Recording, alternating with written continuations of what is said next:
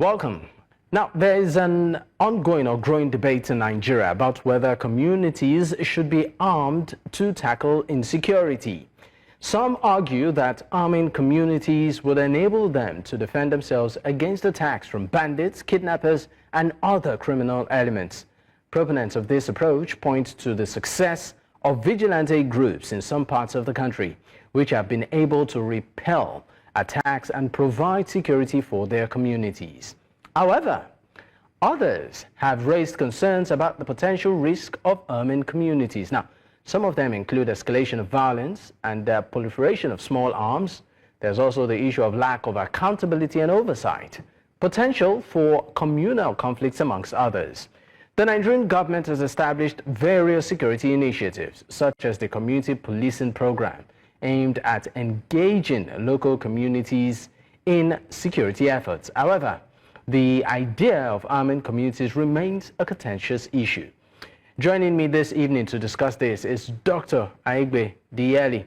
He is a lecturer with the Department of Criminology and Security Studies, Caleb University. He joins virtually from Lagos. Thank you for your time, sir. Thank you very much. All right. I mean, this issue of local defense, before we even get into specifics as to reference to the recent comment by the DSS chief, what do you think of the idea of self-defense in Nigeria? People having rights to bear arms. Doctor, you know, our constitution does not empower us to do that. We can see the effects of the American government in the section of the American constitution that empowers them to have firearms. You can see what is happening in America now. It's a free-for-all killing in America, and so we cannot bring that same narrative here in this part of the world because we are not. I don't think we're well matured enough or to run that kind of system. The American system that is running the section of the constitution that empowers them to have firearms. You can see what the American system is all about. Up incarceration, blacks are into drugs and everything.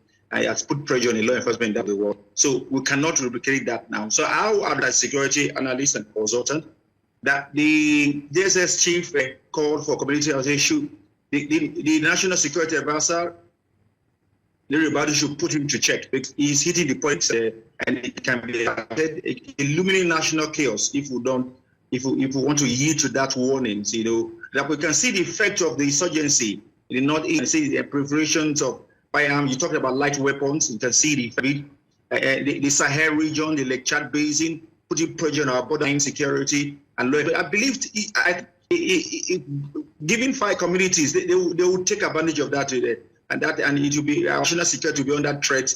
And you can see the pressure we have under our military is going through the insurgency. Normally, the military are not supposed to be drafted into the insurgency. It's not part of their duty, but because of the capacity of the police to do that job well, that's why they have to bring the military and the firepower of the military. Even it's trained our law enforcement, you've done our military, and you can see the effect of it. And more than 12 years now of insurgency, and we have not been able to nip it on the board because of this. I am appealing to the government. The president should put the DSS man to check, or maybe trying to get attention from the government. I don't know.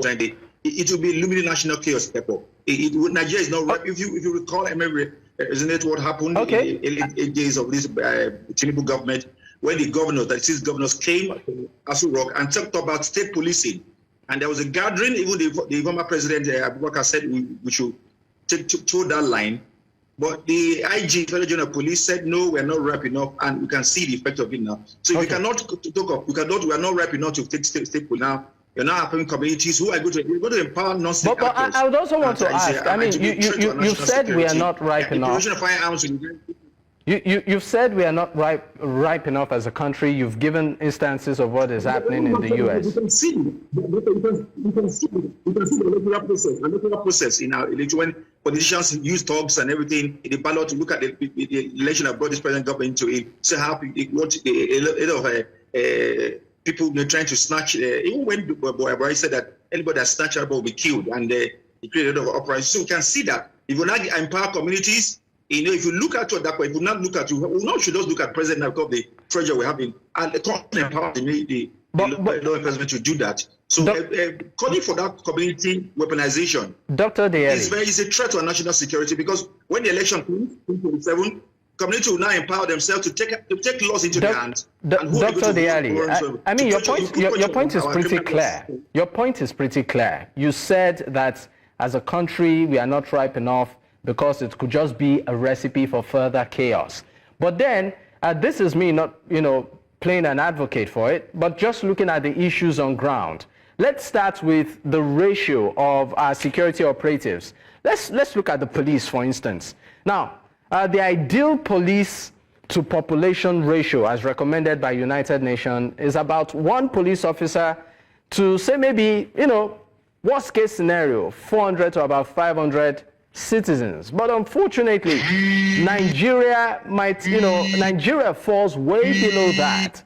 So when you look at this, in ratio to the quantity or the amount of armed personnel, security operatives on ground, the population, the proximity, in terms of landmass. I'll give you a personal example, for instance. If you go to places of the north, some states in the north are pretty much vast, and because of the vastness, if there is chaos, in some villages, maybe there's an attack or something, before security operatives get there, the assailants are done. So, I would like you to look at it within this context of what I'll call the shortfall in terms of our security apparatus. Yes, that's one of the problems we have. Law enforcement are not very proactive. They're not very proactive and always react to when there's an event. And that's been our narrative, our law enforcement in part of the world. So because of the shortcomings, you're not looking at the law time in a broad scope. You're now saying the communities. How many communities do you want to empower? How many communities to give firearms? Who will be held responsible to give account of those weapons? And the preparation, Nigerians, they only take advantage of any vulnerability. Any opportunity you give them, they abuse it and take laws into their hands. But what will happen to extrajudicial killings? Like if you look at even the police, that they've really constitutionally empowered, a section of Nigerian constitution empowered them to do that.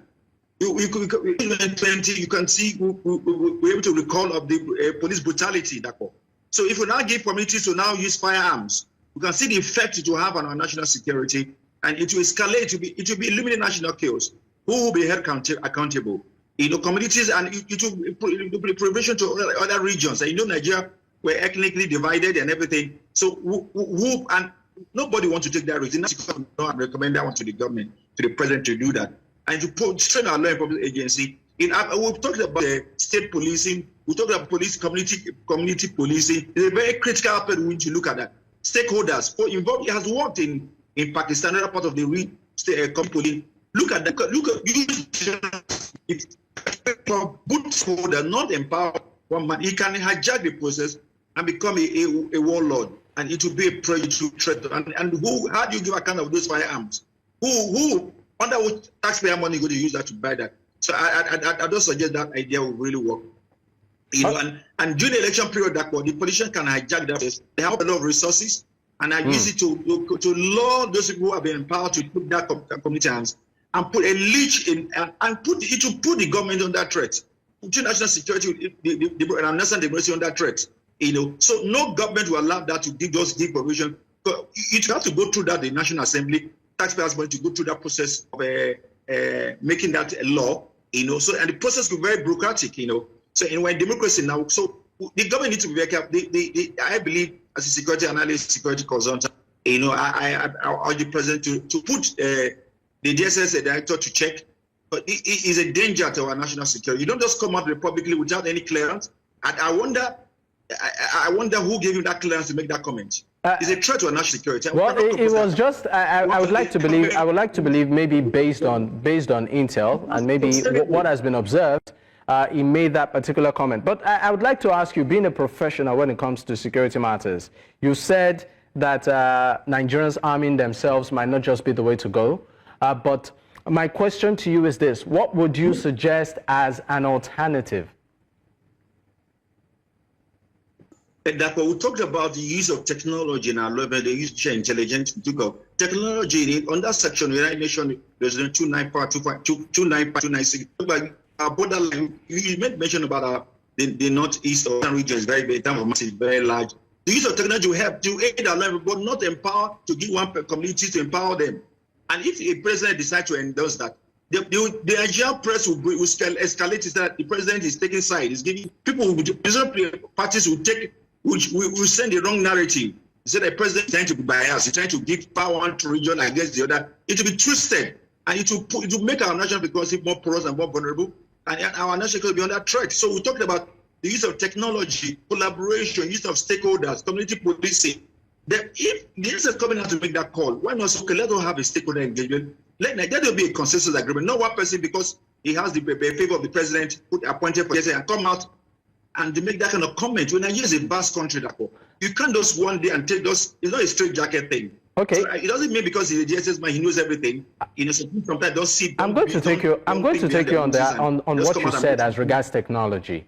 You said technology is could be a way out, but this is not the first time these suggestions have come up, and we've seen cases where even the security forces, they've upped their game in that aspect. You have drones now that can do aerial mapping and all of that, but we still keep having cases of kidnapping, killings, assassinations, and what have you. So my question to you is this: what is the missing gap? What are we not getting correctly?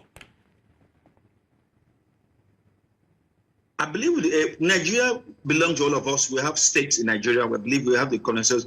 We look at when the president said there will be a national dialogue on that. So there should be a national dialogue on that. Let's agree consensusly and be able to resolve. Not one man would, because he has the opportunity to become the DSS and come out and make that kind of call when we know we have a lot of ethnic groups and different opinions, different narrative, different, and Nigeria is a like country. You don't have to scratch people to expose bitterness and the wrongness of the system. So one person can escalate and one crime can take advantage of you. You can see what we are facing at the iPod, the insurgency. They will now say, give it for everyone to harm themselves. Who under which chapter you have to train these people to use firearms? Under what resources are going to use to do all those things?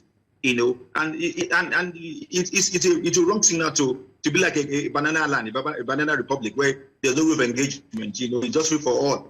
And I suppose some people can just take advantage of powerful people in the government, who oppose the government, can check the process. You can recall how the team started. Just like a armed group now escalated and now jeer the audacity. You can see the audacity and trying to jeer the government, killing the military and attacking the military. And we can see the effect now where we're seeing not able to resolve it. And now empowering every community, that means free for all killing. That's what it means. So Nigerian unity and is so paramount to us. We cannot compromise it for one person because in his government to make that kind of call. I know the chief of army staff will not allow that thing to fly. So they will tell President caution this way. He's hitting the politics and creating the wrong signal. All right, Dr. AIGBE, let's, bring this conversation down to the DSS, the role of the DSS so far.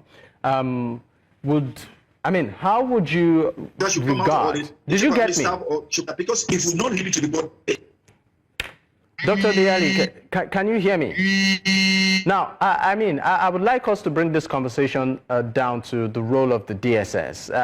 So far in of course, ensuring that in the Nigerian state, we know that a part of their responsibility includes counterintelligence, counter-terrorism, protection of some government officials, border control, amongst the list of other roles. But I'd like to know your appraisal on the role of the DSS in recent times. I'm talking about maybe in the last 10 years or even 20. Do you, as the DSS, been living up to its primary role? From my own experience and from an inside information I've gotten as an intel, they're not very effective. They're just if they're very effective, all this is the intelligence gathering is one of the primary role. That is getting to collect from intelligence and analyze it and disseminate it and have that collaboration with every agency. We could see sometimes they have this interagency rivalry with some other agencies, with the military or the police, and trying to show power, who's more forceful and everything. So the nitty-gritty, the work they need to have done, they're not doing it. And you can see what insurgency. So we talked about one of the strategic plans of curbing insurgency is interagency collaboration. All right.